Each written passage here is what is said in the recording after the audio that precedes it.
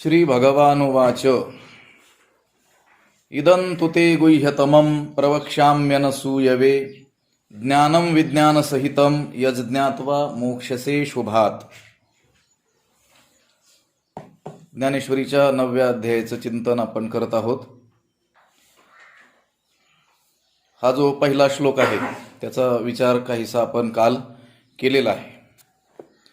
आज आपण त्या श्लोकावर ज्ञानोबरायांनी काय भाष्य केलेलं आहे ते पाहणार आहोत। ना तरी अर्जुना हे बीज पुढती सांगिजेल तुझ, जे हे अंतःकरणीचे गुज जीवाची ये। ना तरी अर्जुना जे हे जीवाची अंतःकरणीचे गुज, हे बीज पुढती तुझ सांगिजेल। ना तरी अर्जुना किंबहुना अर्जुना, जे हे जीवाचे अंतःकरणीचे गुज,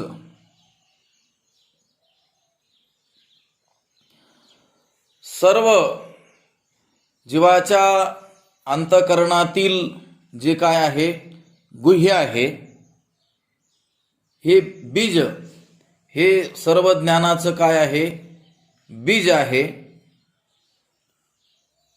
पुढती तुझ सांगिजेल, की जे मी तुला पुढे सांगणार आहे किंवा पुन्हा सांगतो असाही अर्थ होतो।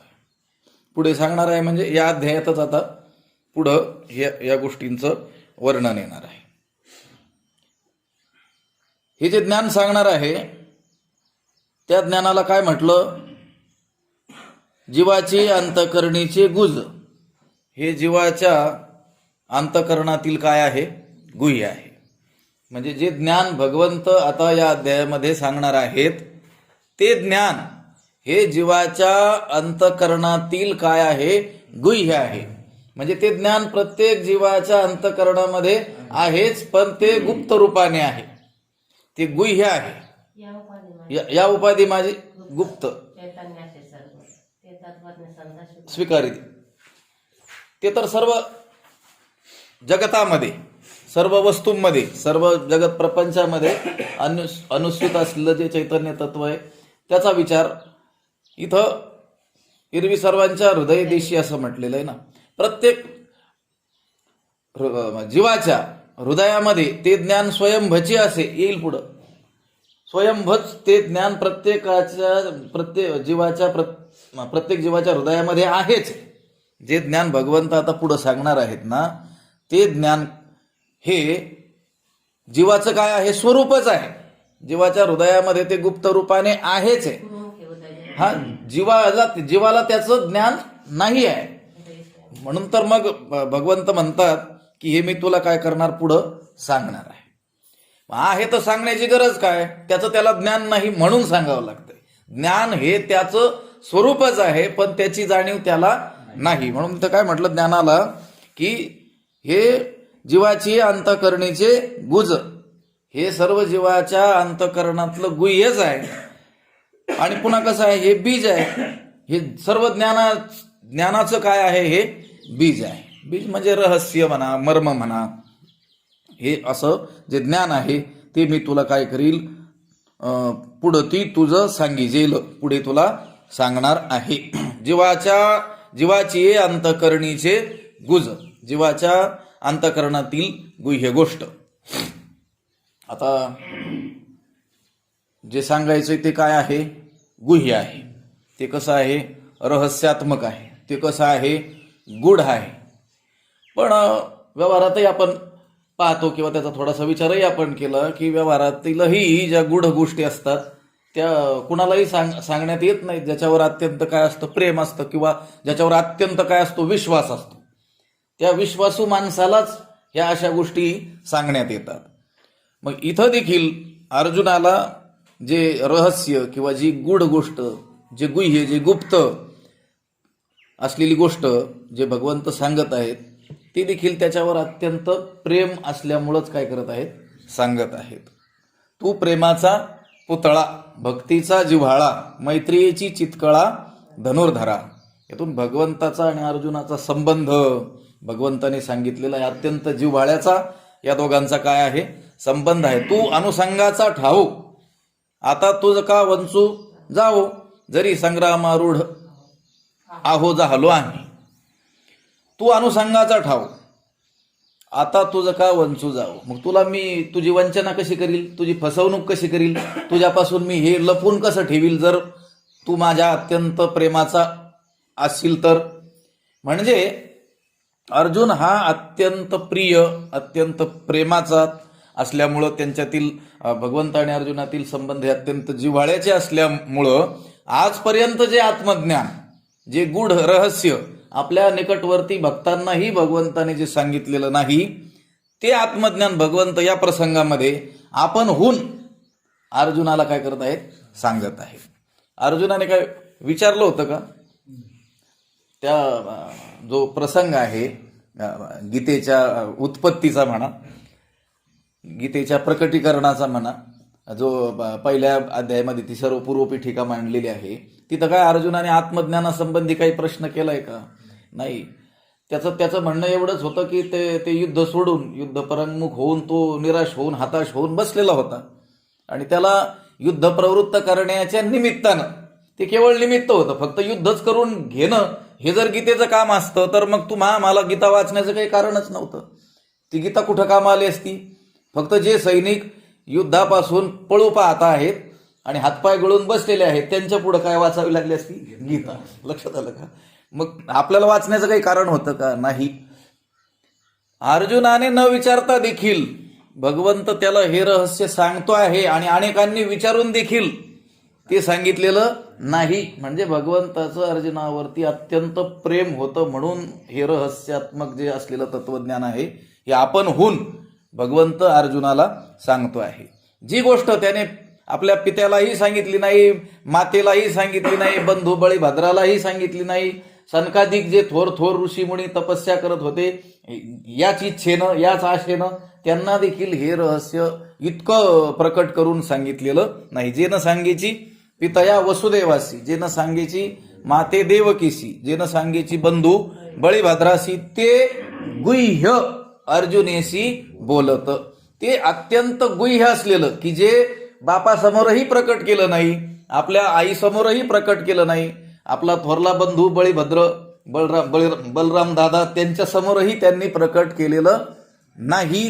ते गुह्य असलेलं जे रहस्य आहे, तत्वज्ञान आहे, ते कोणाला सांगतोय, तो या अर्जुनाला सांगतोय. देवी लक्ष्मी एवढी जवळीक. ठीक आहे, व्यवहारामध्ये लोक आपल्या आईपासूनही लपून ठेवतील, आपल्या बापापासूनही लपवून ठेवतील, भावापासूनही लपवून ठेवतील, पण बायकोपासून नाही लपवून ठेवत ना, आहे ना. कारण तिच्या एवढी जवळीक कोणाचीच नसते. ते म्हणतात देवी लक्ष्मी एवढी जवळीक, तेही न देखे या प्रेमाचे सुख. पण तिला देखील या अर्जुनावरती जे प्रेम केलं आणि या प्रेमाचं जे सुख होतं ते तिला दृष्ट झालं नाही, तिलाही ते अनुभवायला मिळालं नाही. आजी श्रीकृष्ण प्रेमाचे बीक यातेची आती. पीक किंवा बीक, सर्व श्रीकृष्ण प्रेमाचं पीक यालाच काय झालेलं आहे, प्राप्त झालेलं आहे. बरं, जाऊ द्या.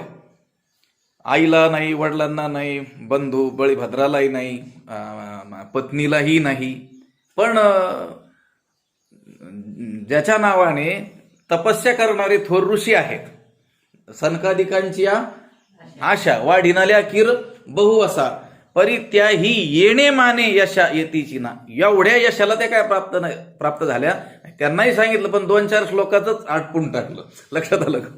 प्रचंड तपस्या करूनही, केवळ याचीच आराधना करूनही, केवळ ते तत्वज्ञान श्रवण करण्याच्या इच्छेनंच, त्या आशेनंच ज्यांनी साधना केली, त्या सनकादिक थोर ऋषी, साधारण लोकांना जाऊ द्या, पण थोर असलेले जे ऋषी, जे की सर्व संतांना देखील काय आहेत, पूज्य आहेत. लक्षात, तुम्ही सनकादिक संत म्हणविता कृपावंत असं जे म्हटले गेलेलं आहे, अशा सनकादिक ऋषींना देखील त्यांची तपस्या एवढ्या यशाला प्राप्त झाली नाही. या जगदीश्वराचे प्रेम एथ दिसतसे निरुपम कैसे पार्थे येणे सर्वोत्तम पुण्य केले. त्या या भगवंताचं जे निरुपम असलेलं जे प्रेम इथं आपल्याला दिसून येतं, म्हणजे ज्याला उपमा दिली जाऊ शकत नाही. अर्जुनावरती भगवंताचं किती प्रेम होतं याला दुसरी उपमा जगातील दिली जाऊ शकत नाही. असं आपण सांगू शकत नाही की आईवर भगवंताचं जेवढं प्रेम होतं तेवढं अर्जुनावर होतं, किंवा पत्नीवर जेवढं प्रेम होतं तेवढं होतं, आपल्या बंधूवर जेवढं होतं तेवढं होतं, किंवा अन्य ऋषीमुनीवर जेवढं होतं तेवढं होतं. असं नाही. निरुपम ते प्रेम कसं आहे? निरुपम आहे, ज्याला उपमा दिली जाऊ शकत नाही. असं भगवंताचं जे निरुपम प्रेम ते या प्रसंगात आपल्याला दिसून येत आहे. म्हणून भगवंत हे अत्यंत गुह्य असलेलं तत्वज्ञान अर्जुनाच्या पुढे प्रकट करत आहेत. ते अर्जुनाला भगवंत म्हणतात, मी तुला पुढे काय करणार आहे सांगणार आहे. ना तरी अर्जुना हे बीज पुढती सांगिजेल तुझ, जे हे अंतकरणीचे गुज जीवाची, जे हे जीवाचे अंतकरणीचे गुज, जे हे जीवाच्या अंतकरणातील गुह्य असलेलं आणि हे सर्व ज्ञानाचं बीज असलेलं जे ज्ञान आहे ते मी तुला पुढे सांगणार आहे. सगळ्यांपासून आजपर्यंत लपवून ठेवलेलं. लक्षात आलं का? माणसं देखील काही वस्तू अनेक लोकांपासून काय करतात, चोरून ठेवतात, आणि आपला प्रिय असलेला आहे ना त्याला काय करतात, देऊन टाकतात. आई देखील काय करते, काही एखादी वस्तू जर असेल, खाण्याची म्हणा कशाची म्हणा, ती घरातील इतर सदस्यांपासून काय करते, चोरून ठेवते. पण तिचा प्रिय जो पुत्र आहे, जो बालक आहे, आणि त्याला मात्र ती काय करते, प्रेमाने ती देत असते. तसंच भगवंताने आगविया चोरिया आपुले, जे सर्वस्व आम्ही असे ठेविले, ते पावनी सुख संचले होऊनी ठासी. आगविया चोरिया आपले, सगळ्यांपासून चोरून आपण चोरून ठेवलेलं जे आपलं सर्वस्व आहे ते त्यांनी काय केलंय, अर्जुना पुढे ठेवलंय, आणि त्याने तो काय झालेला आहे, सुखी होऊन गेलेला आहे. ना तरी अर्जुना हे बीज पुढती सांगिजेल तुझ, जे हे अंतकरणीचे गुज जीवाची ये. हे अर्जुना, हे सर्व जीवाच्या अंतकरणातील गुह्य असलेलं सर्व ज्ञानाचं जे बीज आहे ते ज्ञान मी तुला पुढे सांगणार आहे. येणे माने जीवाचे हे फोडावे, मग गुज का पा मज सांगावे, ऐसे काही स्वभावे कल्पिशी जरी. येणे माने जीवाचे हिये फोडावे, मग गुज का पा मज सांगावे, ऐसे काही जरी स्वभावे कल्पिशी.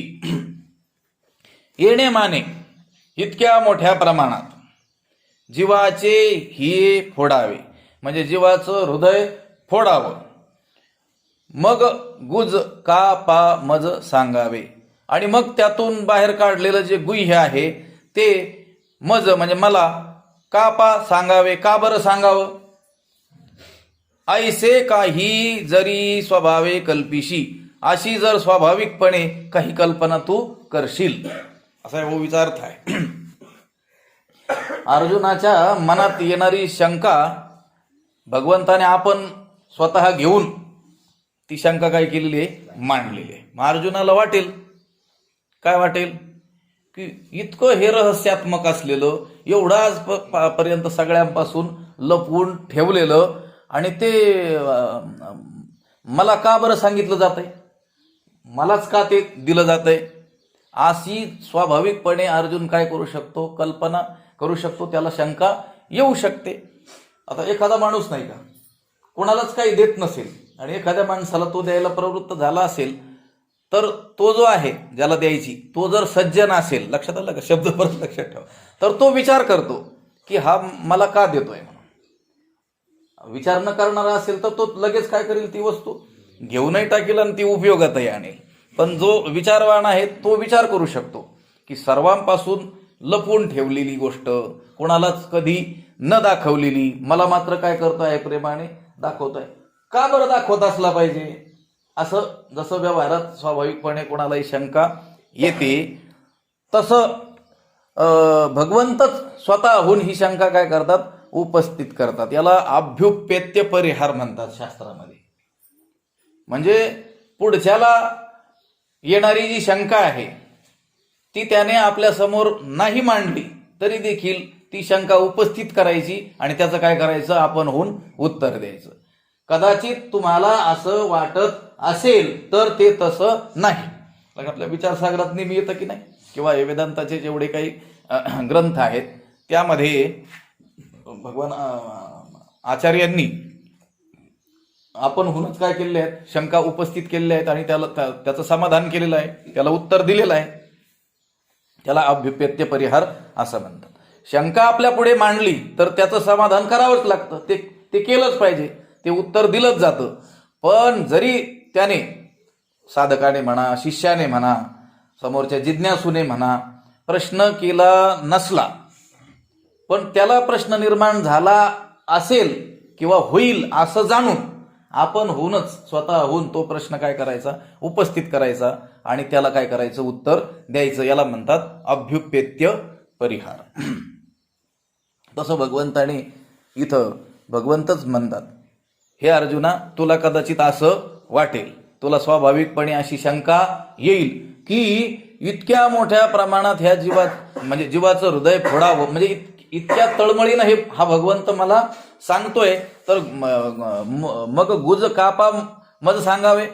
हे जे गुह्य आहे मला का सांगावं, मला का सांगितलं जातंय, मला हा भगवंत हे इतकं गुह्य असलेलं का सांगतोय, अशी कदाचित अर्जुना तुला काय येईल, शंका येईल. स्वाभाविकपणे, म्हटलेलं स्वाभाविक आहे, शंका येऊ शकते, कोणालाही येणं शक्य आहे, म्हणून स्वाभाविक हा शब्द आहे. अर्जुना, तुला कदाचित असं वाटेल की एवढे उपकार कशाला करतोय भगवंत माझ्यावरती, म्हणजे इतकं रहस्यात्मक, इतकं सखोल हे का सांगतोय, यापेक्षा जेवढं वरवरचं आहे तेवढंच काय करावं, सांगावं. एवढं हृदय उकलून अंतरातील गुह्य गोष्ट सांगण्याचं काही कारण नाही. प्रवचन ऐकणाऱ्यांनाही वाटतं ना, इतकं खोलात का गेले बाबा, एवढं सांगण्याचं काय कारण आहे. तसं अर्जुनाला कदाचित असं वाटेल की इतकं रहस्यात्मक, इतकं गुह्य हे कशाला सांगायचं, जे वरवरचं आहे ते सांगावं, मलाच का हे सांगितलं जातं, अशी त्याला काय येऊ शकते, शंका येऊ शकते. हे फोडावे म्हणजे हृदय फोडून भगवंत काय करतोय, सांगतोय, म्हणजे अत्यंत कळकळीनं सांगतोय. ऐसे काही जरी स्वाभाविक कल्पिशी, जरी स्वाभाविक तुला काय येईल अशी कल्पना येईल, तर त्याचं उत्तर लगेच पुढच्या ओवीमध्ये दिलेलं आहे. म्हणजे ही 35 आणि 36 ओवी मिळून ती आपण होऊन उपस्थित केलेली शंका आणि त्याचं काय केलेलं आहे, समाधान केलेलं आहे. येणे माने जीवाचे हे फोडावे, मग गुज कापा मज सांगावे, ऐसे काही स्वभावे कल्पिशी जरी. अर्जुनाला कदाचित भगवंत म्हणतात, अर्जुना तुला कदाचित अशी शंका येईल, स्वाभाविकपणे तुझ्या पुढे असा प्रश्न कदाचित निर्माण होईल की एवढ्या कळकळीनं, एवढं हृदय फोडून हा भगवंत जे मला सांगतोय ते का बरं सांगावं त्याने, का बरं तो सांगतो आहे. तरी परियेसी गा प्राज्ञा, तू आस्थेचीच संज्ञा, बोलिलिये गोष्टीची अवज्ञा, नेणसी करू. तर ऐक अर्जुना, मी हे तुला इतकं रहस्यात्मक आणि इतकं अत्यंत कळकळीनं का सांगतोय, कारण कुणालाच न सांगितलेलं एखाद्याला जर सांगितलं जात असेल, त्याच्या पुढे प्रकट केलं जात असेल, तर काहीतरी कारण असल्याशिवाय तर प्रकट केलं जात नाही. नाही तर मग सर्व लोकांपासून लपून ठेवलं आणि अचानकच रस्त्याने चाललेला कोणीतरी त्याला बोलवून ते त्याच्या पुढे प्रकट केलं, असं तर काही जगात होत नाही. ज्याच्या पुढे प्रकट केलं जातं कोणा एखाद्या पुढं, ते प्रकट करण्यासाठी काहीतरी कारण असावे लागतात आणि असतात व्यवहारामध्ये. मग भगवंत इथं हे कारण सांगतोय की अर्जुना, तुला कदाचित अशी शंका येईल की एवढं हे अंतःकरणातलं गुज, हे रहस्य इतकं जीव तोडून भगवंत मला जे सांगतोय ते का बरं सांगतोय, तर ऐक, मी तुला का सांगतोय, तुझी काय योग्यता आहे, कशामुळं मी तुला हे सांगण्यासाठी प्रवृत्त झालेलो आहे, ते त्याचं उत्तर ह्या 36व्या ओवीमध्ये दिलेलं आहे. त्याच्यामध्ये 3 कारणं सांगितलेली आहेत. अर्जुनाला हे अत्यंत गुह्य सांगण्याची 3 कारणं सांगितलेली आहेत. या 3 कारणामुळं भगवंत म्हणतात, मी तुला हे रहस्य सांगतो आहे. तरी परियेसी गा प्राज्ञा, तू आस्थेचीच संज्ञा, बोललेली गोष्टीची अवज्ञा, नेणसी करू. तरी गा प्राज्ञा परियेसी, तू आस्थेचीच संज्ञा, बोललेली गोष्टीची अवज्ञा करू नेणसी. तर हे बुद्धिमान असलेल्या अर्जुना, परियेसी ऐक, तू आस्थेचीच संज्ञा. तू काय आहे? आस्थेचीच संज्ञा आहे. म्हणजे हे तू म्हणजे प्रत्यक्ष मूर्तिमान काय आहेस? आस्था आहेस. तुझ्या रूपाने मूर्तिमान तू कोण आहेस? आस्था आहेस. आस्थेचीच संज्ञा. बोलिलीये गोष्टीची अवज्ञा नेणसी करू नेणसी, आणि तू सांगितलेल्या गोष्टीची अवज्ञा करत नाहीस. तुला जे सांगितलंय आणि ते तू केलं नाहीस असं होत नाही. तू कोणत्याही मी सांगितलेल्या गोष्टीचा अवमान करत नाहीस, अनादर करत नाहीस. हे 3 कारण आहेत. कोणते कोणते? पहिलं कारण आहे प्राज्ञा. तिथं अर्जुन नाही म्हटलं की ऐक अर्जुना, ते काय म्हटले? प्राज्ञा. हे बुद्धिमंता. लक्षात आलं का? म्हणजे ज्याला सांगायचंय हे अत्यंत गुह्य, तो कसा असला पाहिजे? बुद्धिवान असला पाहिजे. लक्षात आलं का? दुसरी गोष्ट, तू आस्थेचीच संज्ञा, त्याच्यामध्ये प्रचंड काय असली पाहिजे? आस्था असली पाहिजे. आणि तिसरी गोष्ट, बोलिलीये गोष्टीची अवज्ञा करू नेणसी, तो अत्यंत आज्ञाधारक असला पाहिजे. लक्षात आलं का? नाही तर प्रचंड बुद्धिमान आहे पण श्रद्धाच नाही. बरं, बुद्धिमानही आहे, म्हणतोय माझी श्रद्धाही आहे, किंवा ऐकण्याची तीव्र इच्छा असता शब्दाचा अर्थ, ऐकण्याची त्याला तीव्र इच्छाही आहे, पण सांगितलेलं ऐकतच नाही. बोलिलीये गोष्टीची अवज्ञा नेणसी करू, कानाने ऐकतोय पण ऐकत नाही. लक्षात आलं का? ऐकून न ऐकणं. लक्षात आलं का? काही लोक फक्त काय करतात? ऐकतात पण ऐकत नाही. लक्षात आलं का? आता एखाद्याला सांगितलं हे काम कर, म्हणजे त्याने ते ऐकलं नाही का? ऐकलं पण कामच केलं नाही, म्हणजे काय केलं? ऐकलं नाही. लक्षात आलं का? हे दुसऱ्या प्रकारचं. तरी परियेसी गा प्राज्ञा, तू आस्थेचीच संज्ञा, बोलिलीये गोष्टीची अवज्ञा नेणसी करू. अर्जुनाला हे जे अत्यंत गुह्य भगवंताने सांगितलं ते सांगण्याची 3 कारणं या ओवीमध्ये सांगितलेली आहेत. पहिलं कारण आहे, अर्जुन हा अत्यंत बुद्धिमान होता. काय होता? प्रचंड बुद्धिमान होता. वेदांत शास्त्राच्या अधिकाऱ्याचा विचार करताना भगवान शंकराचार्यांनी असं सांगितलेलं आहे की अधिकारिणम आशास्ते फलसिद्धिर्विशेषतः उपायादेश कालाद्या संत्यस्मिन सहकारिणा. देश, काळ, बाह्य परिस्थिती ह्या ज्या गोष्टी आहेत ना, ह्या फक्त केवळ सहकारी मात्र आहेत. कशामध्ये? या फलसिद्धीमध्ये. एखाद्याने साधना केली आणि ती फळाला आली, ज्याच्यासाठी ती साधना केली होती, उपाय केले होते, कष्ट केले होते, ती जर सिद्धीला गेली साधना, म्हणजे आपल्याला ते फळ प्राप्त झालं, तर त्या फळप्राप्तीमध्ये तुमचा हे देश, काळ, अनुकूल परिस्थिती असलेली जी भौतिक परिस्थिती, ते फक्त केवळ सहकारी मात्र आहे. खरी गोष्ट ही आहे की अधिकारिणम, तो त्या गोष्टीचा काय असला पाहिजे? अधिकारी असला पाहिजे. अधिकारी होऊन त्याने जर ते केलं आणि त्याला देश, काळ, परिस्थिती अनुकूल असली तर लवकर ते फळ प्राप्त होईल, आणि थोडी प्रतिकूल असली तर उशिरा होईल, पण निश्चित होईलच. पण केवळ देश, काळ, परिस्थितीच अनुकूल आहे पण तो अधिकारीच नाही, तर कितीही जन्म केलं तर तो फळापर्यंत पोहोचतच नाही. महत्वाची गोष्ट काय? तो अधिकारी असला पाहिजे. नाहीतर मग आता देश, आळंदी सारखा देश आहे, पंढरपूर सारखा देश आहे, शिकवणारा एखादा उत्तम आहे. लक्षात आलं का? आता देश पवित्र आहे, तो करवी शास्त्राभ्यास, तोही दुरी, पण तोही त्याला लाभलेला आहे. त्याच्याकडं काय आहे? अनुकूल काय आहे? परिस्थिती आहे. त्याला बाकीचा भौतिक काही त्रासही नाही, शरीरही त्याचं काय आहे? निरोगी आहे. पण तो जर अधिकारीच नसेल तर, ते शास्त्र विचाराचा अधिकारीच नसेल तर तो फळापर्यंत पोहोचेल का? नाही. मुख्य गोष्ट आहे तो अधिकारी असला पाहिजे. अनेक लोक सांगतात आम्ही आळंदीला गेलो पण प्रतिकूल परिस्थिती होती म्हणून आम्ही निघून आलो. गोष्ट ही होती की तुम्ही अधिकारीच नव्हते. लक्षात आलं का? अधिकार महत्वाचा आहे. भगवान शंकराचार्यांनी सांगितलं अधिकारिणम आशास्ते फलसिद्धिर्विशेषतः उपाया देशकालाद्या संत्यस्मिन सहकारिणा. हे केवळ सहकारी आहेत. आणि हा श्लोक सांगितल्यानंतर पुढे भगवान आचार्यांनी असं म्हटलेलं आहे की कोण अधिकारी आहे? मेधावी पुरुषो विद्वान उहापोह विचक्षणा अधिकारी आत्मविद्यायाम उक्त लक्षण लक्षिता. या अध्यात्म विद्येचा अधिकारी सांगताना त्यांनी सांगितलं की मेधावी पुरुषो विद्वान, तो प्रचंड बुद्धिमान असला पाहिजे. आपल्याला एवढंच घ्यायचं इथून. लक्षात आलं का? मेधावी, त्याला मेधा असली पाहिजे, प्रज्ञा असली पाहिजे, तो बुद्धिवान असला पाहिजे. इथं भगवंत म्हणतात हे एवढं मी अंतकरणातलं तुला का सांगतोय, असं जर तुला कदाचित वाटेल तर ऐक, तू बुद्धिमान आहेस म्हणून मी सांगतोय. लक्षात आलं का? मग म्हणेगा प्रज्ञा कांता उजवली आजी वक्तृत्वता, जे बोला एवढा श्रोता जोडलासी. प्रज्ञाकांत म्हटलेलं आहे.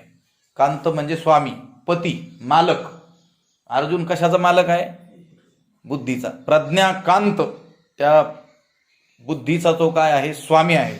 भगवंताने त्याला म्हटलेलं आहे. मग म्हणेगा प्रज्ञाकांत, भगवंत म्हणतो हे प्रज्ञाकांत असलेल्या अर्जुना, उजवली आजी वक्तृत्वता, भगवंत म्हणतात माझी वक्तृत्वता नावाची कन्या आहे आणि त्या कन्येला योग्य वर मी खूप काळापासून शोधत होतो. लक्षात आलं का? अनेक जण अनेक वर माझी वक्तृत्वता कन्या त्यांना प्राप्त व्हावी म्हणून प्रयत्न करत होते, परंतु त्यांना मी काय ही माझी मुलगी दिली नाही. पण तू कसा आहेस? प्रज्ञाकांत आहेस. लक्षात आलं का? प्रज्ञेचा तू स्वामी आहेस, प्रचंड बुद्धिमान आहेस म्हणून उजवली आजी वक्तृत्वता, माझी वक्तृत्वता नावाची कन्या आज काय झाली? उजवली. जे बोला एवढा श्रोता जोडलासी. मी जेवढं बोलतोय, जे सांगतोय ते पूर्णपणे ग्रहण करू शकेल एवढा श्रोता तू मला काय झालेला आहेस? प्राप्त झालेला आहेस, असं भगवंतानी म्हटलेलं आहे. अजून एका ठिकाणी ते प्रज्ञारूपी पृथ्वीचा तू राजा आहेस, तेथ प्रज्ञा पृथ्वीचा रावो, पार्थू म्हणे जी पसावो, परिविनंती की देव चित्त देतू. ज्ञानेश्वर महाराजांनी त्याला काय म्हटलेलं आहे? प्रज्ञा पृथ्वीचा राहो. अज्ञान्यांना काय म्हटलं? अज्ञान देशीचा राहो. अज्ञानी लोकांच्या लक्षणात ज्ञानेश्वर महाराजांनी असं वर्णन केलं, हे अज्ञानी राजे आहेत म्हटले. कुठले? अज्ञान रूपी देशाचे राजे. तर अर्जुनाला काय म्हटलं? प्रज्ञा पृथ्वीचा राहो. प्रज्ञा म्हणजे बुद्धी, हीच काय? पृथ्वी. आणि त्या पृथ्वीचं एक छत्री राज्य ज्याच्याकडे आहे असा हा सम्राट असलेला कोण आहे? अर्जुन आहे. श्रीकृष्णोक्ती सागरा हा अगस्तीची दुसरा आपण 15व्या अध्यायामध्ये पाहून आलो. म्हणून घोटू भरोपा हे एक सरा आगवे. असा भगवंताची उक्ती, भगवंताचं वचन, भगवंत जे बोलतोय ते, भगवंताचं जे वक्तृत्व, हेच जणू काय एक सागर. आणि या सागराला एका घोटातच प्राशन करणारा जणू अर्जुन हा दुसरा काय आहे? अगस्तीचा आहे. लक्षात आलं का? एका घोटात समुद्राचं प्राशन कोणी केलं होतं? अगस्ती ऋषींनी. तसा हा अर्जुन दुसरा काय आहे? अगस्तीचा आहे. लक्षात आलं का? व्यवहारातले लोक म्हणत असतात ना, हा जणू दुसरा बकासूरच आहे म्हटलं. लक्षात आलं का? दुसरा, कारण पहिला होता तो आणि त्याच्याप्रमाणेच हा वागतो, म्हणून हा दुसरा. लक्षात आलं का? तसं ज्ञानेश्वर महाराज म्हणतात की अर्जुन हा जणू दुसरा काय आहे? अगस्तीच आहे. कारण पहिल्या अगस्तीनं काय केलं? समुद्र एका घोटामध्ये काय केलं?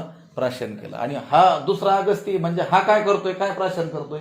भगवंताची उक्ती, भगवंताचं वचन, हाच जणू काय आहे? सागर. आणि याला एका घोटामध्ये प्राशन करणारा हा दुसरा काय आहे? अगस्ती. एका घोटामध्ये भगवंताची उक्ती रूप सागर जो आहे तो प्राशन जर करायचा असेल तर बुद्धी तेवढीच पाहिजे ना. आपल्याला किती वेळेस वाचावं लागते?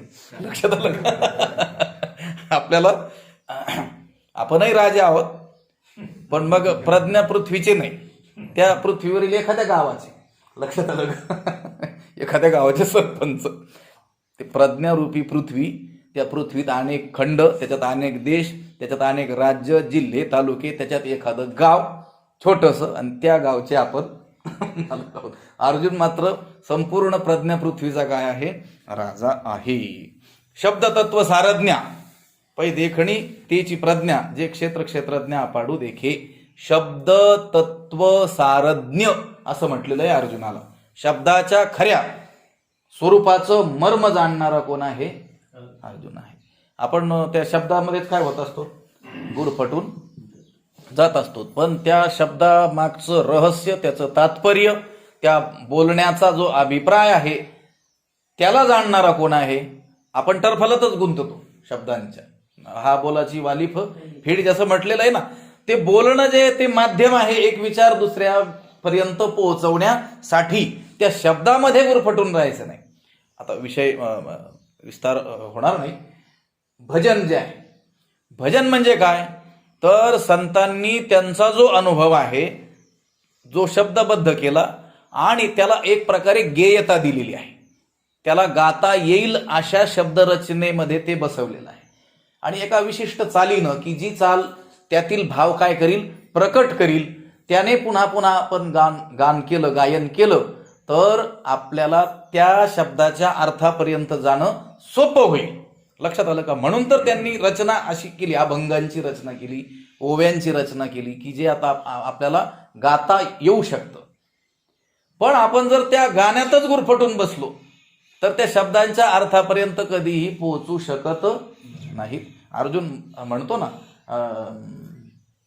हिरवी नारदा खंडू जवळा ये, तो ही ऐसेची वचने गाय, अर्थ बुजावणी ठाये, गीत सुखची ऐको. अर्जुन म्हणतो, देवा तू हे जे तत्वज्ञान आम्हाला सांगतो ना, हे कधीतरी आम्ही ऐकलं असं वाटतंय.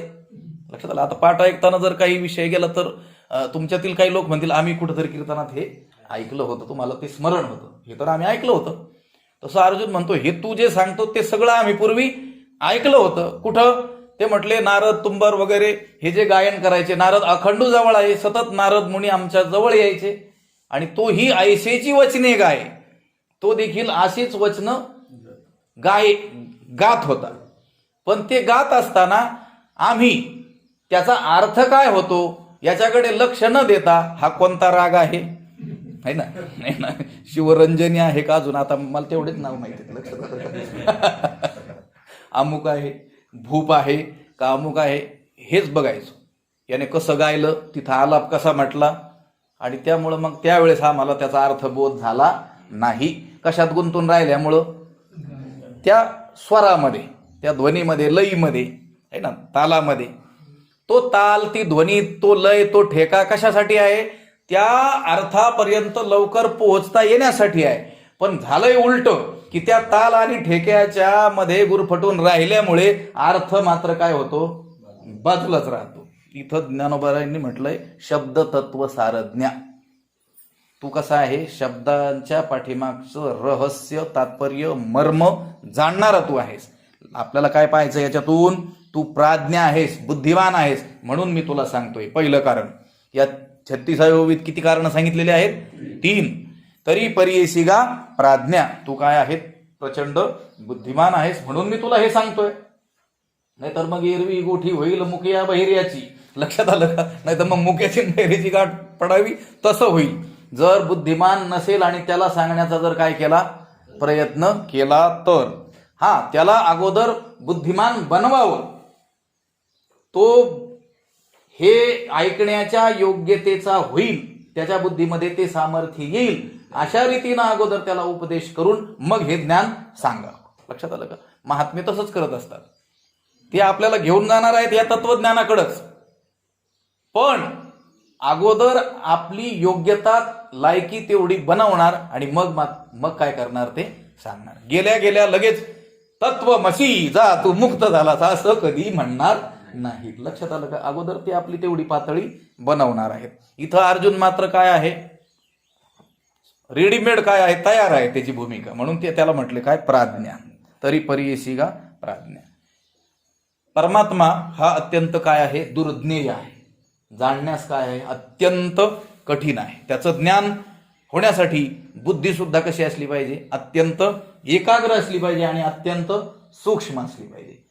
कठोपनिषदामध्ये एक श्रुती आहे, दृश्यते त्वग्रया बुद्ध्या सूक्ष्मया सूक्ष्मदर्शीभिः.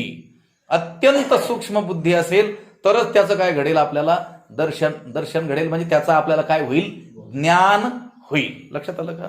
म्हणून इथं भगवंत म्हणतात, हे जे मी तुला अत्यंत गुह्य, सर्वांपासून दडवून ठेवलेलं, अत्यंत रहस्यात्मक असलेलं जे ज्ञान तुला सांगतो आहे, आणि तुला वाटेल मलाच का सांगतोय, तर कारण त्याचं आहे की तू काय आहेस? बुद्धिमान आहेस. तरी परियेसिगा प्राज्ञा. दुसरं कारण काय? अजून एक आपलं पाठीमागे विषय होऊन गेला. ज्ञानोत्पत्तीमध्ये 3 प्रतिबंध सांगितलेले आहेत. इथंच विषय झाला आपला. लक्षात आलं का? श्रवणामध्ये येणारे अडथळे पाहत असताना ज्ञानामध्ये येणारे अडथळेही आपण पाहिले होते, योगामध्ये येणारे अडथळे पाहिले होते. ज्ञानोत्पत्तीमध्ये 3 प्रतिबंध सांगितलेले आहेत. भूत प्रतिबंध, वर्तमान प्रतिबंध आणि भविष्यात असलेला जो प्रतिबंध आहे तो. त्यापैकी वर्तमान प्रतिबंध सांगत असताना त्यांनी त्याचे 4 प्रकार सांगितले होते. प्रतिबंधो वर्तमानो विषयासक्ती लक्षणः प्रज्ञा मांद्यम कुतर्कश्च विपर्यय दुराग्रह. 4 कोणते कोणते? विषयाविषयी आसक्ती असणं, ज्याला विषयाविषयी काय आहे? आसक्ती आहे, असा मनुष्य कितीही प्रयत्न करत असला, क्षणाची करावा विचार असा विचारही करत असला तरी फळापर्यंत पोहोचू शकत नाही. लक्षात आलं का? विषयासक्ती. दुसरं सांगितलं होतं प्रज्ञा मांद्यम, बुद्धीची जडता. तिसरं कारण सांगितलं होतं कुतर्क करत राहणं. आणि विपर्यय दुराग्रह, दुराग्रहाचाच आपलं विपरीत जे आपल्याला जे ज्ञान झालेलं आहे त्याचाच दुराग्रह बाळगणं. त्यातला दुसरा प्रतिबंध सांगितला होता प्रज्ञा मांद्यम. बुद्धीची जर जडता असेल तर प्रयत्न करून देखील तो लाभ आपल्याला मिळत नाही. इथं मात्र अर्जुन प्रज्ञामांद्य नाही आहे, प्रज्ञेचा काय आहे? राजा आहे. म्हणून म्हटले परीसीगा प्राज्ञा. प्रज्ञामांद्य हा जो वर्तमान प्रतिबंध तो अर्जुनाच्या ठिकाणी नाही, उलट त्याची धारणाशक्ती काय आहे? प्रचंड मोठी आहे. तो प्रज्ञावान आहे आणि ज्याची धारणाशक्ती प्रचंड आहे, जो प्रज्ञावान आहे त्यालाच अध्यात्मविद्या सांगावी असा काय आहे? शास्त्रामध्ये संकेत आहे. म्हणून भगवंत म्हणतात तुला कदाचित स्वाभाविकपणे अशी शंका येईल की अत्यंत हृदय फोडून, अत्यंत कळकळीनं हे जे गुह्य आहे मला का बरं देव सांगतोय? तर ऐक, तू काय आहेस? बुद्धिवान आहेस. तरी पर्ययसीगा प्राज्ञा. दुसरं कारण सांगितलेलं आहे, तू आस्थेचीच संज्ञा. अर्जुनाच्या ठिकाणी अध्यात्म श्रवणाविषयी आस्था म्हणजे उत्कट इच्छा होती, सामान्य इच्छा नाही. लक्षात आलं का? आपल्यालाही श्रवणाविषयी काय असते? इच्छा असते, पण सामान्य इच्छा असते. त्याच्यामध्ये मात्र कशी इच्छा होती? उत्कट इच्छा होती. म्हणून आस्थेचीच संज्ञा. अपेक्षा आहे, इच्छा आहे, आशा आहे आणि आस्था, असे 4 शब्द. कोणते कोणते? अपेक्षा, इच्छा, आशा आणि आस्था. या प्रत्येकामध्ये थोडा थोडा काय आहे? फरक आहे. अत्यंत तीव्र जी इच्छा आहे तिला म्हणायचं आस्था, आणि तू आस्थेचीच संज्ञा. लक्षात आलं का? कित्येक लोकांमध्ये आपल्याला वैराग्य आढळून येईल, त्यांच्यामध्ये कुठल्याही प्रकारचा विषयी आसक्ती आढळणार नाही. वैराग्यवान लोक आहेत, घरादारांचा त्याग त्यांनी केलेला आहे. तीर्थाची भ्रमंती करतात, त्यांना काही आसक्ती नाही, म्हणजे त्यांच्यामध्ये काय आहे? वैराग्य आहे. पण श्रवणाची आवडच नाही. लक्षात आलं का? कशाची आवड नाही? श्रवणाची आवड दिसून येत नाही. बरं, काही लोक, आता विस्तार खरं होऊ नये, पण श्रवणाची आवड असली पाहिजे. अनेक लोकांना भजन उत्तम रीतीनं गाता येतं, त्यांच्या त्या भजन निष्ठेला आपण काय करू? साष्टांग दंडवत करू, अत्यंत श्रद्धेनं करू. पण त्यांच्यामध्ये बहुतेक, बहुधा, एखादा असेल क्वचित अपवाद, पण श्रवणाविषयीची आसक्ती दिसून येत. आसक्ती जाऊ द्या, थोडी देखील इच्छा दिसून येत नाही. हा, नाही नाहीच असं नाही, थोडी बहुत आहे. लक्षात काही लोक काय करतात?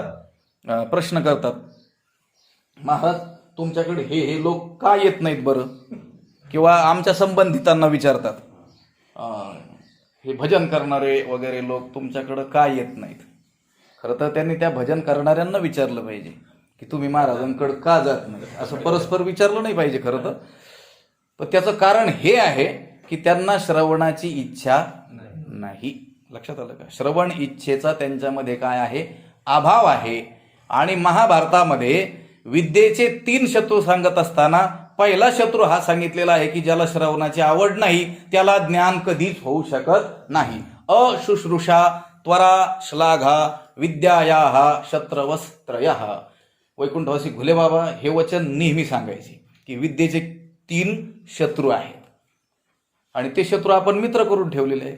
लक्षात आलं का? अशुश्रूषा, त्याचे 2 अर्थ होतात. सेवा न करणं, सेवा नाही केली तरी देखील ज्ञान होऊ शकत नाही, कारण ते सेवा हा दारवंटा असं सांगितलेलं आहे. आणि अशुश्रूषा शब्दाचा दुसरा अर्थ आहे श्रवण इच्छेचा अभाव, अध्यात्माचं श्रवण करावं अशी इच्छाच नसणं. आणि असं ज्याच्याकडे आहे त्याला कधीही ज्ञान होऊ शकत नाही. आणि मग ज्याला याची आवडच नसेल ते आमच्याकडे कशाला मरायला येतील का? लक्षात आलं का? जे आमच्याकडे येतात त्यांनी एवढंच लक्षात ठेवावं की आपल्याला काय लाभ होतो. लक्षात आलं का? कोण येतं आणि कोण येत नाही याची चर्चा करू नये, नाहीतर मग त्यांनीही नाही आलं तरी चालू शकतं. लक्षात आलं? कित्येक लोक बुद्धिमान असतात परंतु त्यांना वेदांताची अजिबातच आवड नसते. बुद्धिमान आहे, प्रचंड बुद्धी आहे, पण अध्यात्म श्रवणाची त्यांना काय नाही, आवड नाही. दुसरे शास्त्र खूप शिकलेले आहेत, बाकीच्या सर्व ज्ञानात ते प्रवीण आहेत, परंतु अध्यात्मशास्त्राकडे मात्र ते डोंकूनही पाहत नाहीत.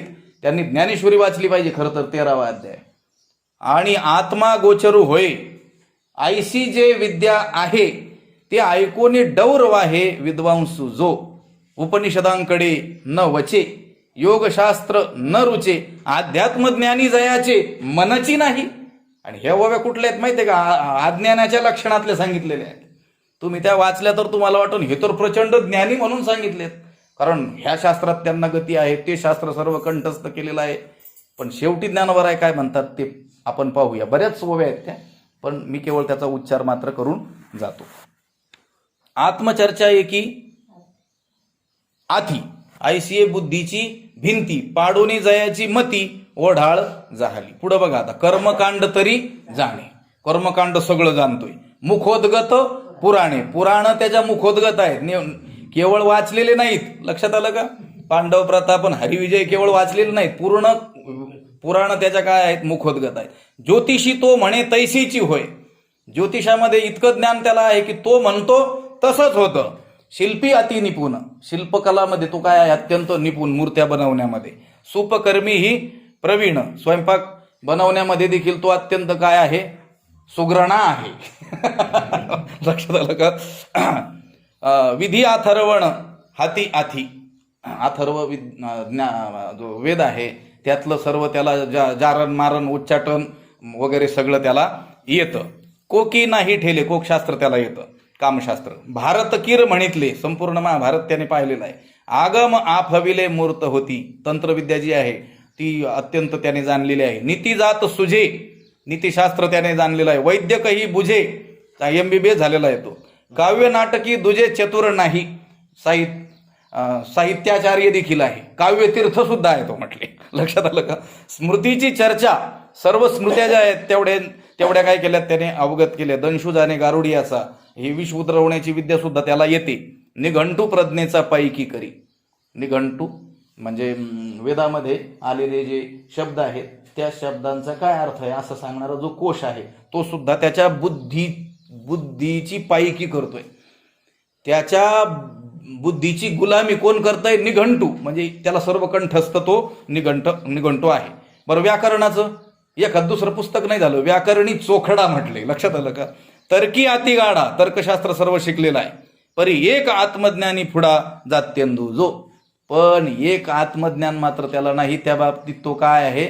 जन्मांध आहे. जन्मापासूनच काय आहे म्हटले? अंध आहे. ते एक वाचूनी आगवी शास्त्री. तेवढा अध्यात्मज्ञान सोडलं ना तर मग सिद्धांत निर्माण धात्री. सर्व बाकीच्या शास्त्रातले सिद्धांत निर्माण करण्याच्या बाबतीत तो जणू ब्रह्मदेवच आहे. परी जळो ते मूळ नक्षत्री न पाहेगा. पण ज्ञानेश्वर महाराज म्हणतात पण ते जळ, त्याला आग लागो म्हटली. जसं मूळ नक्षत्रावर जन्माला आलेलं स्वतःचं मूल देखील असलं तरी त्याला पाहू नये असा जो संकेत आहे, तसं या लोकांना काय करू नये? पाहू नये. कोणाला? साहित्याचार्य, काव्य तीर्थ, न्यायाचार्य, हा मुक्तमुख. लक्षात आलं का? माऊली म्हणतात मोरा अंगी असेशे पिसे असती डोळसे परी एकली दृष्टी नसे तैसे ते का. त्यांचं ते सर्व शास्त्र शिकणं आणि केवळ वेदांत न शिकणं कसं आहे? मोराच्या अंगावर जे पिसा असतात त्या पिसावर, प्रत्येक पिसावर डोळा असतो. एका मोराला सगळ्यात जास्त पिसं होते, म्हणजे जेवढे मोर आहेत त्याच्यातला तो 1 नंबरचा मोर होता. खूप पिसं आणि त्या पिसावर काय? डोळे. पण खरोखरचे डोळे त्याला नव्हते. तर त्या 1000 पिसावरच्या डोळ्यांनी त्याला दिसेल का? दिसणार नाही. तसं सर्व शास्त्र शिकला, भजनही त्याला आलं. लक्षात आलं का? परत म्हणतोय बरं का, रेकॉर्डिंग होतं हेही मला ठाऊक आहे. स्वामीजी देखील नंतर ऐकणार आहेत, पण आता ते राहत नाही. लक्षात आलं का? तो काय आहे? संगीत विशारद जरी असला, लक्षात आलं का, पण त्याला जर वेदांत श्रवणाची आवड नसेल, रुची नसेल, तर त्याचं ते जगणं कसं आहे? त्या मोराप्रमाणे. मोरांगी आशेशी पिसे असती डोळसे, परी एकली दृष्टी नसे तैसे ते गा, असं म्हटलेलं आहे. विटंबू म्हटलेलं आहे. आणि तैसे शास्त्रजात जाण आगवेची अप्रमाण अध्यात्म ज्ञाने विण एकलेणी. एकटं हे जे अध्यात्म ज्ञान आहे त्याच्या वाचून सर्व शास्त्र जे जाणणं आहे किंवा सर्व शास्त्र जे अवगत करणं आहे ते काय आहे, तिथं अप्रमाण आहेत. त्याचं प्रामाण्य संतांच्या जवळ अजिबात नाही. लक्षात आलं का? झालेला प्रसंग आता मी तुम्हाला सांगतो, पण थोड्या वेळ हे माझं बाकी शास्त्राचं संपूर्ण ज्ञान जरी आपल्याला असेल पण अध्यात्म श्रवणाविषयी जर आवड नसेल तर ते सर्व काय आहे, व्यर्थ आहे. कारण जीवाला मुक्त करणारं जे ज्ञान आहे, जी विद्या आहे ती कोणती आहे? अध्यात्म विद्याच आहे. अर्जुनाच्या ठिकाणी बुद्धीही होती, अन्य सर्व कला कौशल्यांमध्ये तो काय होता? प्रवीणही होता. आणि त्याची अध्यात्म ऐकण्याची आवडही होती, हे महत्वाचं आहे. इच्छाही होती. इथं काय आहे? तू आस्थेचीच संज्ञा असं म्हटलेलं आहे, मूर्ती आहे. एवढ्या त्या युद्धाच्या भयंकर प्रसंगामध्ये सुद्धा अर्जुनाच्या ठिकाणी ब्रह्मज्ञानाच्या श्रवणाविषयी उत्सुकता होती. आणि ती उत्सुकता पाहिली म्हणूनच मग भगवंत अर्जुनाला हे आत्मज्ञान सांगण्याला काय झाले? प्रवृत्त झाले. आता बाहेर जर थोडीशी गडबड झाली तर आपल्याला तो विक्षेप वाटेल. आमच्या प्रवचनात यांनी काय यंत्र सुरू केलं मध्येच, यांनी, लक्षात आलं का? पण अर्जुन जिथं ही गीता ऐकत होता तिथं मात्र किती गडबड असेल. हजारो हत्तीन घोडेन त्यांच्या किंचाळण्याचा आवाज, त्या एकमेका ते म्हणती सावध रे सावध, प्रचंड ते योद्धे एकमेकावर तुटून पडण्याची वेळ आलेली होती. आणि तिथं भगवंत सांगत होते जे अध्यात्मज्ञान, तो अर्जुन मात्र काय करतोय? मोठ्या श्रद्धेनं ऐकत होता. तू आस्थेचीच संज्ञा म्हणून तुला सांगतोय. लक्षात आलं का? भगवंत अर्जुनालाच हे ज्ञान का सांगतोय त्याचे 3 कारणं या ओवीत आलेले आहेत. अर्जुना तू परिससी, हे अर्जुना तू ऐकतोस, आणि परिसोनी अनुष्ठीसी, तरी आमासीची वाणी कायसी सांगावयाची. हे अर्जुना तू माझं श्रद्धापूर्वक ऐकतोस आणि ऐकूनही ऐकतो. लक्षात आलं? कानानेही ऐकतो आणि ते जीवनात देखील काय करतो? आचरणात आणतो. मग असा जर तू असशील तर मग आम्हासीची वाणी कायसी, मग आम्हीच तुला सांगण्याचा कंटाळा का करावा? आम्ही तुटवडा त्या सांगण्याचा दुष्काळ आमच्या ठिकाणी का असावा? आम्ही तुला काय करू? सांगू, असं भगवंत म्हणतात. 15व्या अध्यायाच्या शेवटी आपण विचार केला तर 15व्या अध्यायाचा, तिथं आस्थानिधी शब्द आलेला आहे अर्जुनाबद्दल.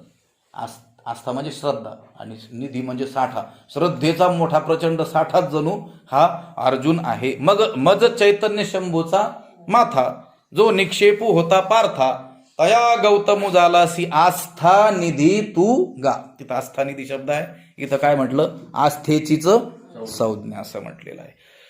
आणि 3रं कारण जे सांगितलं भगवंताने की बोलिलीये गोष्टीची अवज्ञा नेणसी करू. हे अर्जुना, तू माझी अवज्ञा कधीही करत नाहीस, मी बोललेल्या गोष्टीचा अनादर कधीही करत नाहीस. अर्जुन हा भगवंताने सांगितलेल्या कोणत्याही गोष्टीची अवज्ञा करत नव्हता. तुकोबराय म्हणतात, आज्ञा पाळावी हा धर्म, जाणते हो जाणा वर्म. हे वर्म आहे की आज्ञा पालन आपण केलं पाहिजे. तैसे स्वामीजी या मनोभावा न चुकीजे हेची परमसेवा, येरते पांडवा वाणिज्य करणे. वाणिज्य म्हणजे व्यापार, घेणं देणं. त्यांनी आम्हाला हे दिलं म्हणून आम्ही त्यांना ते दिलं, हे असं होईल. जर काय नसेल तर आपल्या स्वामी जो आहे, मालक जो आहे, किंवा आपले श्री गुरु जे आहेत त्यांच्या मनोगताप्रमाणे जर आपण वागलो नाही तर त्या ठिकाणी आपलं जे काही करणं आहे ते काय होऊन जाईल? व्यापार होऊन जाईल. लक्षात आलं का? आपण त्यांच्या ठिकाणी राहतो म्हणून मग आता आपल्याला ही सेवा करणं भाग आहे, अशा बुद्धीनं जर केलं तर ती सेवा होणार नाही. काम वेगळं आणि सेवा वेगळी. सांगितल्यानंतर आता टाळता येत नाही म्हणून जे केलं जातं त्याला म्हणतात काम. लक्षात आलं का? आणि आपल्या श्रीगुरूंना आता काय हवं आहे, काय नको आहे हे अगोदरच जाणून ते करण्यामध्ये जो प्रवृत्त होतोय आणि तो जे करतोय त्याला म्हणतात सेवा. लक्षात आलं का? स्वामीची मनोभावा न चुकीजे, त्याच्या मनोभावाला सांगण्याची गोष्ट तो सांगितलं होतं करणारच आहे तो शिष्य, पण स्वामीची या मनोभावा, त्या श्रीगुरूंचा जो मनोभाव आहे त्यांच्या मनामध्ये जे आलेलं आहे ते न चुकवणं, ते आवश्यक करणंच, यालाच काय म्हटलेलं आहे? सेवा म्हटलेलं आहे. तुका म्हणे शेष घेईन आवडी, वचन न मोडी बोलिले ते. लक्षात आलं का? तुकोबराय म्हणतात, मी संतांचे पाय हा माझा विश्वास आहे. की नाही? आपण मोठे मोठे म्हणतो विश्वास, पण अजिबात नसतो. लक्षात आलं का? मग पुढचं महत्वाचं आहे ना, सर्व भावे दास झालो त्यांचा, असा असेल तरच आपण त्यांच्यावर विश्वास ठेवतो असं होईल. केवळ बोलून जमतंय का? आमचा तुमच्यावर फार विश्वास आहे, मग एवढं काम करा. नाही, आज मला लय काम मिळाले, मग कसं काय विश्वास आहे? लक्षात आलं का? वचन न मोडी बोलिले ते. संतांच्या मुखातून जी आज्ञा निघाली, जो उपदेश आपल्याला केला, तो तात्काळ आपल्या जीवनात आचरणात आपण आणला तरच आपला त्यांच्यावर काय आहे? विश्वास. आणि तरच आपण त्यांची काय करतो आहोत? सेवा. सेवके करावे सांगितले काम, ते होतू पण कामा नाही. हमरी तुमरीवर यायचं नाही. सेवकाने काय करायचं? फक्त सांगितलेलं काम करायचं, आज्ञा पाळायची, अवज्ञा करायची नाही. परी बोलिले गोष्टीची अवज्ञा नेणसी करू. तू मी सांगितलेल्या गोष्टीचा कधीही अनादर करत नाहीस, म्हणून तुला हे मी ज्ञान सांगतो आहे. किती कारण सांगितले होते? 3. कोणते कोणते? तू प्रचंड बुद्धिमान आहेस. दुसरं, तू आस्थेचीच काय आहे? मूर्ती आहेस, संज्ञा आहेस. आणि तिसरं कारण, तू कधीही अवज्ञा करीत नाही. मग हे असं ज्याच्यात असेल त्यालाच काय सांगितलं जातं? अध्यात्म ज्ञान सांगितलं जातं. हे जे अत्यंत उच्च असलेलं ज्ञान, तो बुद्धिमान नसेल तर त्याला सांगण्यात येत नाही. त्याला बुद्धिमान बनवण्यात येतं आणि मग सांगण्यात येतं. लक्षात आलं का? पुन्हा त्याच्यामध्ये श्रद्धा किंवा श्रवणाची तीव्र इच्छा नसेल, त्यालाही सांगण्यात येत. उग बळद धरायचं, हे ब्रह्मसूत्र बैस आता, तसंही करण्यात येत नाही. आणि तिसरी गोष्ट, तो जर अवज्ञा करत असेल, लक्षात आलं का? अनादर करत असेल, अवहेलना करत असेल, आज्ञा पाळत नसेल, त्याला देखील सांगण्यात येत नाही. पण अर्जुनामध्ये या 3ही गोष्टी होत्या. तो प्रज्ञावान होता, पुन्हा तो आस्थेचीच संज्ञा, म्हणजे त्याला श्रवणाची प्रचंड तीव्र इच्छा होती किंवा त्याच्यामध्ये प्रचंड श्रद्धा होती. आणि तिसरी गोष्ट म्हणजे तो भगवंताची आज्ञा मानायचा, अवज्ञा कधी करत नव्हता, म्हणून त्याला सांगितलं. म्हणोनी, पुढं शब्द बघा, म्हणोनी गुडपण आपुले मोडो, वरी न बोलणे ही बोलावे घडो, परी आमुचे जीवीचे पडो तुझ्या जीवी. म्हणून शब्द कधी येत असतो? मागचं काहीतरी असेल तर पुढे येत असतं ना. काही लोक म्हणतील ना, म्हणून आम्ही ज्ञानेश्वरी ऐकायला येत नाहीत. मग अगोदर काहीतरी भांडण झालेलं असलं पाहिजे किंवा म्हणून. तसं इथं भगवंत म्हणतात, म्हणोनी, तू असा आहेस म्हणून, तू प्रज्ञावान आहेस म्हणून, तू आस्थेची संज्ञा आहेस म्हणून, तू अवज्ञा करीत नाहीस म्हणून. गुडपण आपुले मोडो, म्हणून आपले गुडपण मोडो. म्हणून आपलं गुप्तपण उघड झालं तर हो. भगवंताने इतके दिवस जे लपून ठेवलं होतं, भगवंत म्हणतो तू असा मला भेटलास ना, मग ते गुप्तपण मोडलं तरी चालेल. वरी न बोलणे ही बोलावे घडो, शिवाय न बोलण्यासारखं जे आहे ते बोललं गेलं तरी चालेल. परमात्मा तत्वाविषयी हे बोलता येण्यासारखं नाही. पण अर्जुन आता भेटलाय ना, बुद्धिवान असलेला, श्रद्धावान असलेला, पुन्हा आज्ञाधारक असलेला, मग असा भेटल्यानंतर जे बोलता येत नाही, बोली अरूपाचे रूप दावीन, हे ना, अतिंद्रिय परिभोगवीन, तेने कारणे मी बोले ना, बोली अरूपाचे रूप दावीन, अतिंद्रिय परिभोगवीन, त्या कारणामुळं काहीतरी कारण असलं तरच हे करता येईल ना. पण वरी न बोलणे बोलावे घडो, न बोलण्यासारखं असलं तरी बोललं जावं. परी आमची जीवीचे तुझ्या जीवी पडो, परंतु काही होवो आणि माझ्या जीवातील जे ज्ञान आहे ते तुझ्या जीवात पडो, हीच काय आहे माझी इच्छा आहे. असं कोण म्हणतंय? भगवंत म्हणतो. मनोनी गुढपण आपुले मोडो, गुढपणा मोडू दे, म्हणजे गुप्तपणा मोडला तरी चालेल. ही जी वरची ओवी आहे कोणती तरी, परियसी गा प्राज्ञा, तू आस्थेचीच संज्ञा, बोललेली गोष्टीची अवज्ञा नेणसी करू. या ओवीमध्ये सांगितल्याप्रमाणे जर शिष्य मिळाला तर मग गुरुनं आपलं हृदगत अशा शिष्याला अवश्य सांगावं, आणि अशाच शिष्याला सद्गुरू सांगत असतात. तोपर्यंत ते काही संपूर्ण काही प्रकट करत नाहीत. पण असा शिष्य जर मिळाला तर मात्र मग ते सांगितल्याशिवाय राहत नाहीत. मग त्यांचं म्हणणं असतं गुडपण आपुले मोड. आपण जे गुप्त ठेवलेलं आहे ते गुप्तपणा उघड झाला तरी आता चालेल. लक्षात आलं का? म्हणून जिव्हारीचे गुज सांग तसे जीवासी तुझ, हे अनन्य गतीचे मज आथी व्यसन. म्हणून जिव्हारीचे गुज, अत्यंत जिव्हारीचं जिव्हाळ्याचं असलेलं अत्यंत जे गुह्य आहे ते सांगत असे जीवासी तुझ, तुझ जीवासी सांगत असे. तुला ते सांगितलं जातं. ते काय एक हृदयचे हृदय एक झाले, हे हृदयचे ते हृदय घातले, द्वैत न मोडता केले आपणा ऐसे अर्जुना. भगवंताने या हृदयाचं त्या हृदय, या डोक्यातलं त्या डोक्यात नाही. लक्षात आलं का? ते डोक्यातलं डोक्यात कोण घालतं? शाळा कॉलेजमध्ये असणारे शिक्षक लोक. ते ज्ञानही कुठं असतं? त्यांच्या बुद्धीमध्ये, डोक्यामध्ये.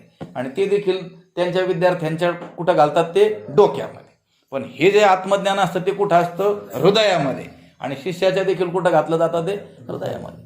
त्याने केवळ शिष्याने पाठांतर केलं म्हणून ते ज्ञान त्याच्या हृदयात गेलं असं नाही. जर श्रीगुरूंकडे बसून श्रद्धेनं आज्ञा पाळून जर ते ज्ञान ग्रहण केलं असेल तरच ते ये हृदयीचे ते हृदय घातले. नाही तर मग काय म्हणायचं? ये डोक्याचे त्या डोक्यामध्ये घातले. लक्षात आलं का? डोक्याला डोकं लावलं त्यांनी. हृदय हृदय एक झाले, ये हृदयीचे ते हृदय घातले, द्वैत न मोडता केले आपण ऐसे अर्जुना. म्हणून गुडपण आपुले मोडो, न बोलणे ही बोलावे घडो. न बोलण्याची गोष्ट वेळ आहे का? काय आहे न बोलण्याची गोष्ट? परमात्म्याचं वर्णन शब्दाने करता येत नाही. परमात्म्याविषयी बोलणं हे न बोलण्याची गोष्ट आहे. म्हणजे बोलताच येत नाही त्याच्याविषयी. लक्षात आलं का? कारण परमात्मा हा शब्दाला विषयच होत नाही. आणि जे प्रणवा पहिले कडे पुढं काय सांगितलं? वैखरीशी जे कानडे, जी वैखरी वाचा आहे तिला काय आहे? ते कानड आहे म्हणजे कठीण आहे. त्या वाणीनं बाकीचं सगळं बोललं जाऊ शकतं, पण परमात्म्याविषयी तो असा आहे म्हणून बोलता येत नाही. असं जरी परमात्म्याविषयी न बोलण्यासारखं असलं तरी न बोलणे ही बोलावे घडो. म्हणून ती तिची मातू न चढे बोलाचा हातू, जेणे संवादाची गावा तू पैठी की जे. अमृतानुभवामध्ये जेथ शब्दाची लिही पुसे, तिथं शब्द चालत नाहीत. यतो वाचो निवर्तन्ते अप्राप्य मनसासह. वेदाने सांगितलं मन आणि वाणी त्या देवाला जाणायला गेले, तयारीनं गेले मोठ्या आवेशाने की आता आम्ही त्याला जाणूनच येऊ. मन म्हटलं मी त्याचं ज्ञानच करून घेऊन येतो, आणि वाणी म्हटली मी त्याच्याविषयी बोलणारच, मी तर सगळं बोलते म्हणे, आहे ना, हो त्याचं नव्हतं करून टाकते. लक्षात आलं का? वाणी आता देवाविषयी सुद्धा मी बोलणार, तो असा आहे असा आहे असा आहे म्हणून ते निघाले, मोठ्या तयारीने गेले. पण पुन्हा हिरमसून काय झाले? मागं आले. लक्षात आलं? त्यांचं ते कामच झालं नाही. यतो वाचो निवर्तन्ते अप्राप्य, प्राप्त न होता मनसासह, मनासह ती वाणी पुन्हा माग आली. मनोवाचातीत तुझे हे स्वरूप. तुकाराम महाराजांनी सांगितलं तुझं जे स्वरूप आहे ना परमात्म्या, हे मन आणि वाणीच्या पलीकडचं आहे. परी न बोलणे ही बोलावे घडो. हे असं जरी असलं, देवाविषयी बोलता येत नसलं तरी देखील बोललं जावं. न बोलणे ही बोलावे घडो. आणि माझी जीवीचे पडो परी आमची जीवीचे पडो तुझ्या हृदयात उतर. ती ओवी सांगितली आपण. हृदय एक झाले, हे हृदयचे ते हृदय घातले, द्वैत न मोडता केले आपण ऐसे अर्जुना. जसं एका कळशीतलं पाणी दुसऱ्या कळशीमध्ये काय केलं? रिचवलं. येर कळशीचे येरी रिचविजे जया परी, आपण पे तया श्री हरी दिधले तैसे. अर्जुनाला भगवंताने जे ज्ञान दिलं ते कसं दिलं? एका कळशीतील पाणी दुसऱ्या कळशीत ज्याप्रमाणे ओतावं त्याप्रमाणे. म्हणून गुडपण आपुले मोडो, न परी न बोलणे ही बोलावे घडो. वरी न बोलणे ही बोलावे घडो, परी आमचे जीवीचे पडो तुझ्या जीवी. भगवंत म्हणतात की तू असा असा मला प्राप्त झालास. कसा? तू बुद्धिवान असलेला, आस्थेची संज्ञा असलेला, माझी अवज्ञा कधीही न करणारा म्हणून. लक्षात आलं का? नाही तर मग मी हे गुडपण आपला मोडू दिलं नसतं. ज्याच्याविषयी बोलता येत नाही त्या परमतत्वाविषयी मी बोललो नसतो आणि माझ्या जीवाचं तुझ्या जीवामध्ये घातलं नसतं. ज्या अर्थी भगवंत अर्जुनापुढे गूढपणा प्रकट करतोय, न बोलण्यासारखं देखील बोलतोय आणि त्याच्या हृदयातलं याच्या हृदयात घालतोय, त्याचं कारण आहे की तू कसा आहेस, प्राज्ञ आहेस, श्रद्धेची जणू मूर्ती आहेस, तीव्र ऐकण्याची तुला तीव्र इच्छा आहे आणि बोललेल्या गोष्टीची अवज्ञा तू कधीही करत नाहीस म्हणून. आता बाकीचं उद्या पाहू. पुंडलिक वरदा हरी.